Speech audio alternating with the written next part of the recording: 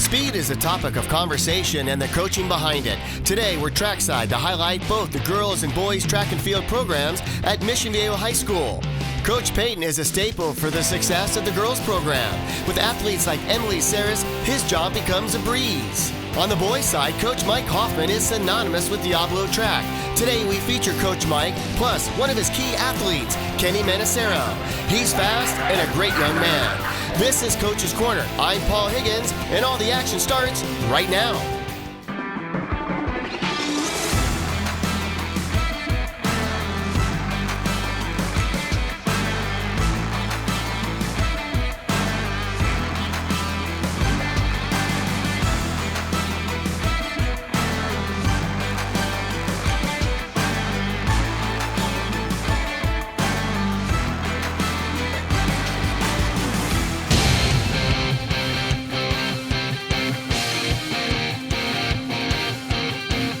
Coach, I want to thank you for doing the interview. I know that you've got a meet and lined up for tomorrow, but you deserve a lot of credit for what you've done. And you and I were just talking about your El Toro days, and then El Toro leading to here in Mission Viejo High School.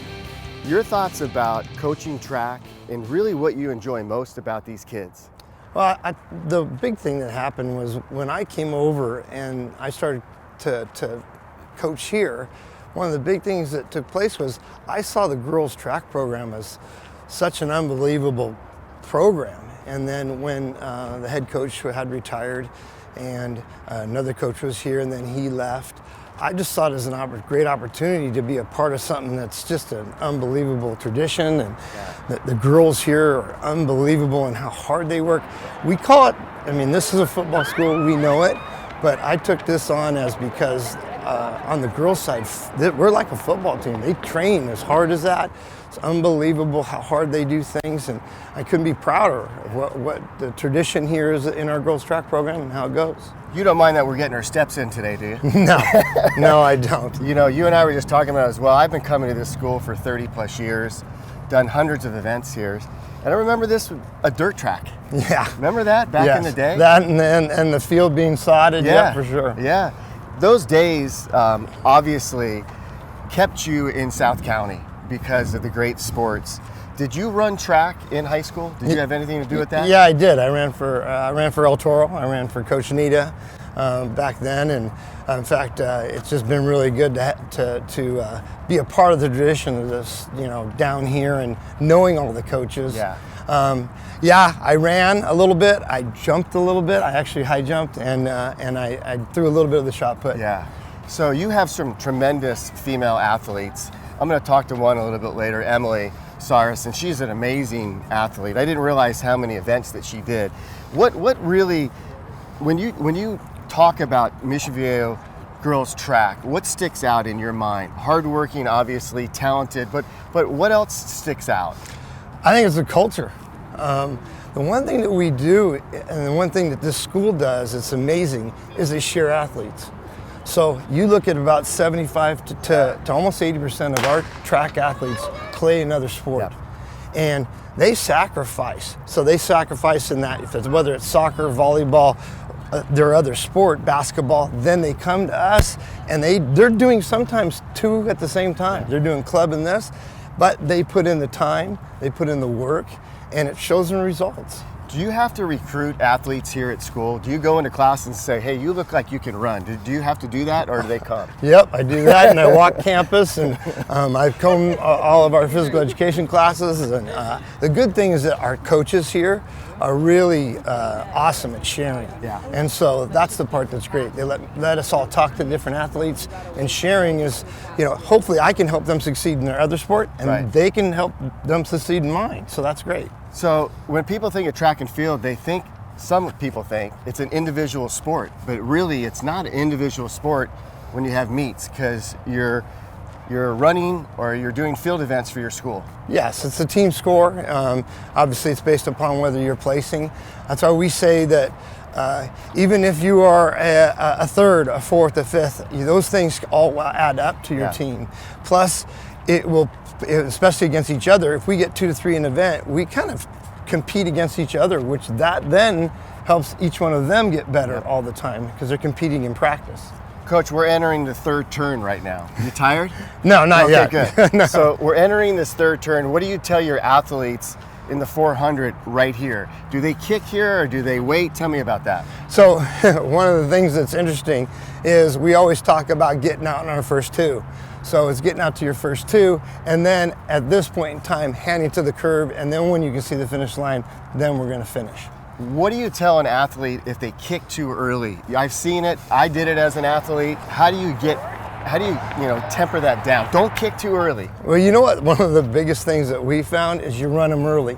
Okay. So this part of our season is the most important part because then they kind of learn how to run.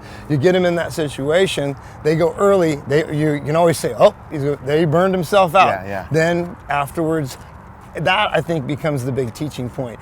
You can say it all you want. I think the athlete nowadays has to actually feel it, then get that coaching afterwards. Here at Mission Viejo High School, it gets hot. You're by the freeway. There's white noise, right? Is that challenging for you? I mean, or is it just normal now that you've been here so long and you know what the home court advantage is, basically? We call it the advantage. Yeah. That's big time around here. Yeah. When it's hot and we bring people in, they think that this is what we want. We want it to be as hot as you can get in here and let us run what we run, because that's the kind of place that we run in every day. Yeah. So yeah, definitely an advantage. So now we're going to the last 100 meters. Yeah. And who's got the advantage here in lane-wise? We're normally the fastest people are in the center, but your thoughts about that? You know, one of the things that everybody talks about is, having an inside lane versus an outside lane. I've seen kids do miraculous things in both. But obviously, if you're in the 100 and things like that, I think the middle's the best. But yes, I think I've seen in all aspects here, either lane doesn't make a difference. Just finish. Coach, I know you've coached a lot of great athletes, and I don't want to single anybody out, but you have some special memories about an athlete or two that you coached that you can quickly share with us? We've just had so many here. We have so many now that are in college. That are going on, from our Ashley Johnson at UCLA to Ava Badaba, who's at Notre Dame, to Sarah Pettinger last year, who went to Cal. We just have had so many great athletes here that have ran. Some have come back and coached. Kenny Gillian and some of those others have done that, and it's been really a great experience to have that kind of continuity with the track program, being those kids coming out and coming back and just being a part of the Lady Diablos here. Coach, I want to congratulate you too, because I was here for practice and I watched your practice, and it's certainly run really smooth, but boy, do you have a great support staff of coaches that help you out. And I want to congratulate you on that and make sure that we acknowledge them as well. Oh, without a doubt. Our support staff and this staff is, I'm just a facilitator. Yeah. They're the thing that makes it go. Yeah, well, you've done a great job. We finished pretty good, huh? Yeah, we did. I'm going to get a drink of water and interview Emily. All right, that's great. Thanks, Coach. Awesome job. Thank you. Emily Psarras is up next right here on Coach's Corner.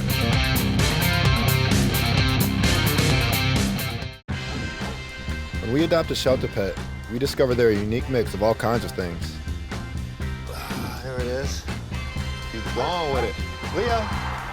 They're a little bit of a lot of things, but they're all pure love.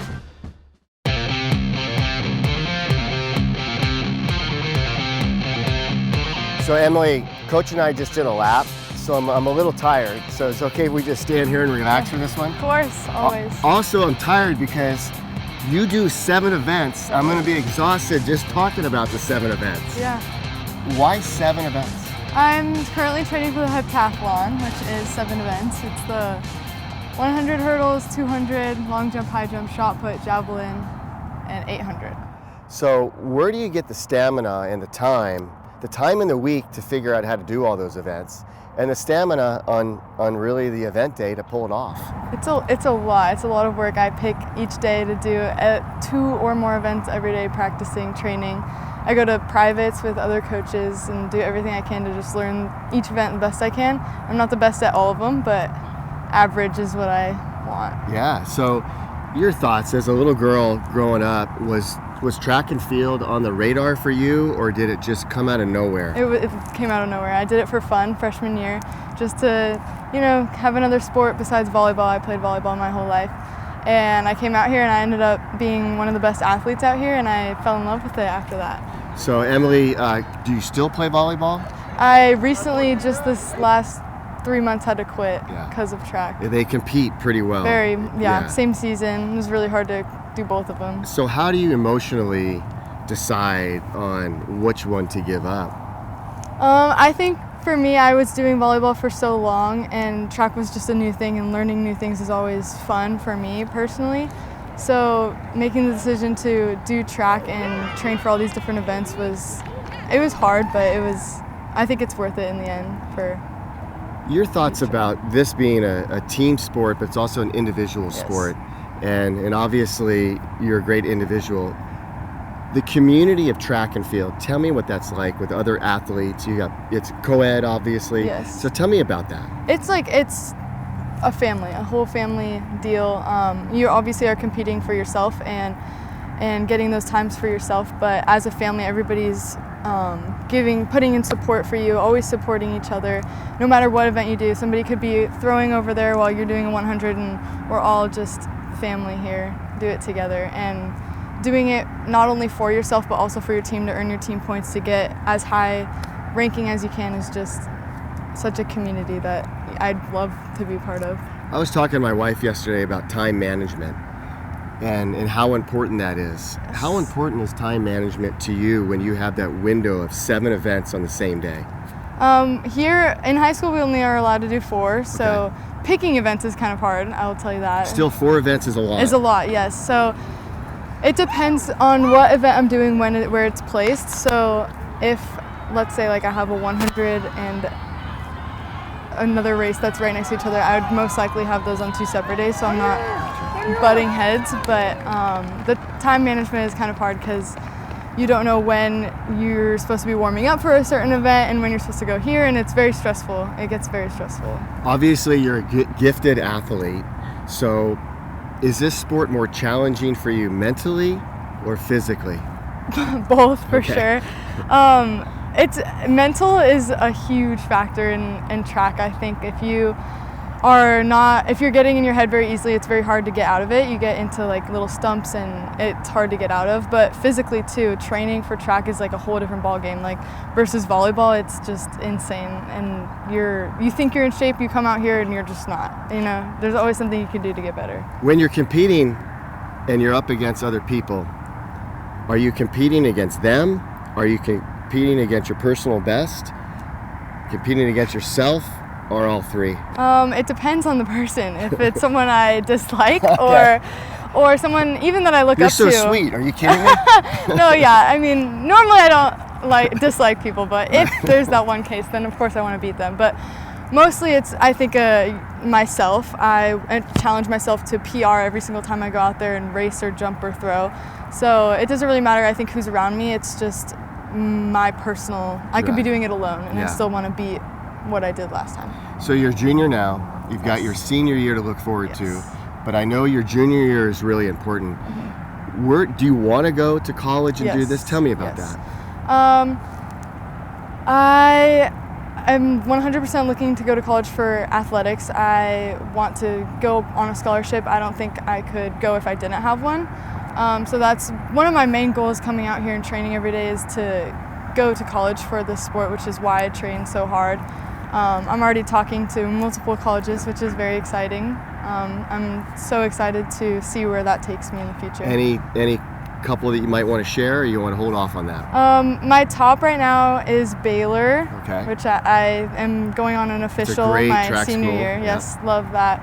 And I'm also looking at TCU, Alabama, all of that. In that part of the... Okay, well, good weather. Yes. Hot. Yes, I like hot. I hate cold weather. Yeah. I will not go to anywhere that has like snow. Yeah. I hate it. If there's 3 words that describe you, what are they? Hardworking. I'd like to say funny. It's always the third one. It's because there's so many words. Hardworking, funny. Can I throw one in there? You can. I'm going to say determined. Determined? I'm going to say determined. Yeah, I was going to say ambitious. Ambitious, determined, because I've watched you and you're really amazing to watch. Thank and your you. focus, and I really wish you the best of luck. Thank you so much. Great job. Up next, my conversation with the boys track and field coach, Mike Hoffman. When we adopt a shelter pet, we discover they're a unique mix of all kinds of things. There it is. Keep going with it. Leo. They're a little bit of a lot of things, but they're all pure love.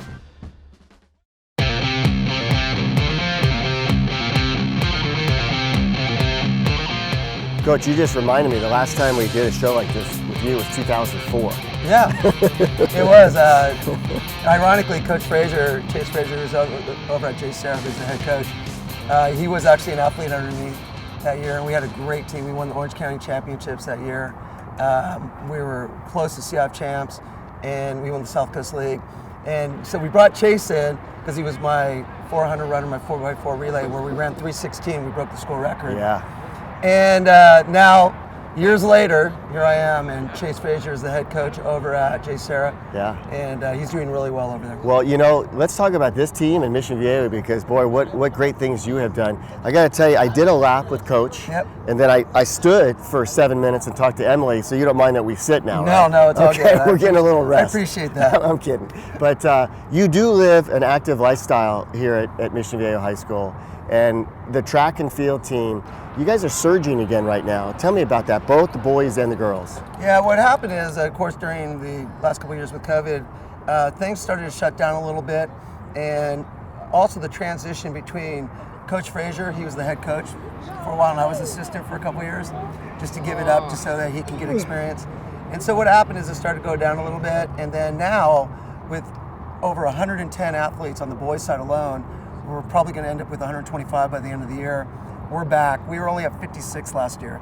So now that everything's transitioning back to where it needs to be, the Diablos are back. Yeah, Sure. yeah. What do you enjoy about what you do? Because I've asked a lot of coaches that, and you hear a similar answer when you have a coach that's been doing it for not 1 decade, 2 decades, 3 decades. You hear an answer, and I'm curious on what you're going to say. You know what? I think I'm going to probably be just like them. I'm hoping. It's all about the kids. It used to be about winning and championships, but when you get through that era and you get through your 30s and probably 40s, it's really all about the individual athletes, and we're talking individual athletes. What I start to do is I start to form a bond and relationship with every single athlete. If you picked out any kid right now, I can tell you who he is, what he's up to, what's going on with him, is he getting good grades? I can tell you probably anything you need to know about that individual. In my 30s and 40s, I was more of cohesive team unity. Yeah. I'm more now individual unity, Right. where I pick and choose these individuals and I say, okay, let's do this, this, this, this. Let's talk about track in the sense of being a team sport, because I've talked to Emily about this too, that it is an individual sport. Ultimately though, it is a team sport because you add up points at the end. Yeah, I sort of get a kick out of it. There's a younger generation out there that what they do is they don't even do the dual meets anymore. What that means is they don't go head-to-head anymore. They just wait to the league finals, and then they pick those individuals for CIF. Yeah. So if you get in the top 3, you go to CIF, and so on. Personally speaking, I think that's elitism. Yeah. I think then you're only concentrating on the top 20. Right. So if you have 125 boys on your team, for example, and you are only really thinking about the 20 that are going to make it to CIF, I believe you're doing a disservice. Yeah. So then there's the coaches like me that believe that is a team. Yeah. So team first, unity. However, by protecting the individual, they'll be around for the team. Sure. And at the end of the day, winning the dual meets, winning the South Coast League title, and then advancing on is good. But the irony is, I don't care really about CIF. I know it sounds weird, but that's an elite thing, and that's like the icing on the cake. Right. So if you make it to CIF and you're really good, that's great, and I'm there for you, and we're going to coach you up, and we're going to do the best we can. But my ultimate goal is not CIF. My ultimate goal is to win the South Coast League title. Hopefully they'll never take that away from us. I noticed when I was out here covering your practice that you do have that unique bond with athletes. How do you keep that going? I know they say, you get older and is there a disconnect between, but you've got a 21, an 18, and a 15-year-old at home. So you're right in the wheelhouse of these kids. You're right there. How do you keep that connection with them? Yeah, I think being a father of 3, I think being 21 years old and 18 and 15-year-old, Josh, Jake, and Lorner, they've been there for me. I get to understand them. And then as a teacher on campus for the last 30 years, understanding my seniors, I teach seniors. I think the connect of just continuously being around youth has made me understand them. But not only that, the connection as being an older individual around them, it's more now of a parent figure, almost grandfather figure. Right. So what happens is that they respect you more if you give them the respect, but as an older adult. Yeah. I think there's that fine line between your 50s, 60s, and 70s. Yeah. And I'm right in the wheelhouse right now. I'm at my peak, and I feel really good with the condition that I've set the tone with my athletes. Yeah. And we have a really good relationship. Question for you about coaching. Do you recommend specific things to a young coach that comes in? What's the insight that you give him quickly with us today? Oh, yeah, that's easy. I've sat down with a bunch of coaches over the years. In fact, I'll get text messages and stuff. Can you meet me for lunch? What do you do? Yeah. Get all hands on board. You got to get your whole school behind you. Okay, that's number one. If you're a walk-on coach, you better start connecting with those individuals on campus. It's very difficult to find your athletes on campus if you're not on campus. Yeah. So that's number two. Number three, set the foundation early on of what your expectations are. So if you expect to get third place in your league and CIF is your ultimate goal, or you want to win a title, but you really care about CF, or set those expectations. And the kids will follow you. And then after you're done with that, make sure that you look at the big picture. What's the end goal? Right. And then what are your small goals to get to the end goal? Yeah. Don't let it overwhelm you, because track and field's a circus, don't get me wrong. There's 16 events. Yeah. And if you're watching it from the sidelines, the stands, you're like, oh, what's next? Yeah. Anyways, organize. Organization is the key in getting those relationships with your athletes. Well, you've done a great job of that, and I promise I won't wait 18 years to interview you next time. How's that sound? I appreciate that. Thanks, Paul. Good job. Thank you, guys. When we come back, we close out the show with Kenny Manassero, a two-sport star at Mission Viejo. When we adopt a shelter pet, we discover they're a unique mix of all kinds of things.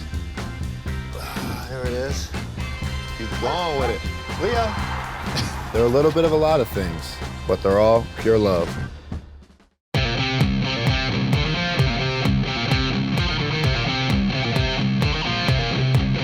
First of all, Kenny, you're an unbelievable athlete. I was watching you in track and obviously saw a lot of you in football. Yeah, Track and football go hand in hand. it does. Was there any hesitation about joining the track team?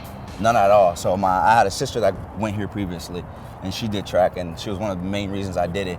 And the coaches, they like, one of the things that we do as football players is if you're not in any other sport, you got to do track, because that just helps with your speed. So there was no doubt I was going to do it. You were just telling me that you're from Haiti, came over in 6th grade. Yes. Have you been back to Haiti at all? Unfortunately, no, I can't. So I want to, but I haven't been here anytime recently. So. Yeah. Do you dream one day of maybe being an international athlete and competing against or with your home country of Haiti? Yeah, but yeah, my dream's always to bring everything back I've learned and experienced back to Haiti, because you gotta get back to where you came from. Right. You know? What do you like most about track? Just the Look at that smile that just came on your face. Just the competition and the camaraderie of like being with teammates and like running and seeing how fast people are. You know, it just gets your adrenaline. I know you train a long time for like 10 to 11 seconds to run that fast, but it's still fun to do, just to know you're getting your body in shape and you're able to do that. Tell us about the two events that you run here at Mission Viejo High School. The two events I run the 4x1 and the 100. Tomorrow, that's what I'm gonna be running. You know, those are both events I love to do, and it's a joy to do with my guys, and just to be able to do it with my football guys, you know? Right, and I know that you're a very gifted athlete on the football field. What did you like most about playing high school football?